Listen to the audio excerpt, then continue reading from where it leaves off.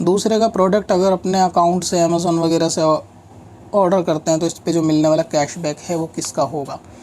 अगर ये cashback cash की सूरत ही में मिला है, जैसे आपने कोई सामान ख़रीदा और वो, क्योंकि ये कैशबैक जो है बात सूरतों में अमेज़न कंपनी देती है और बात सूरतों में जिस कंपनी का सामान ख़रीदा जाए वो देते हैं, यानी अपने पास से डिस्काउंट या ऑफ़र जो देते हैं वो प्रोडक्ट वाला जो सेलर होता है वो देता है। तो अगर आपने कोई ऐसा प्रोडक्ट ख़रीदा कि जिसके ऊपर सेलर ने डिस्काउंट दिया था कि इसको इस वाले कार्ड से अगर पे करेंगे तो 1000 रुपये इसमें आपको बचेंगे, या ये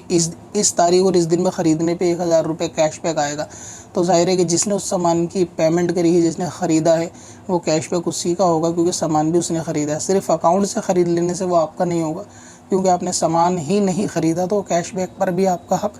नहीं है। अलबत्ता पॉइंट वगैरह हो तो वो आप उसकी इजाज़त से या पूछ कर रख सकते हैं पॉइंट वगैरह, लेकिन कैशबैक कैश की सूरत में होगा तो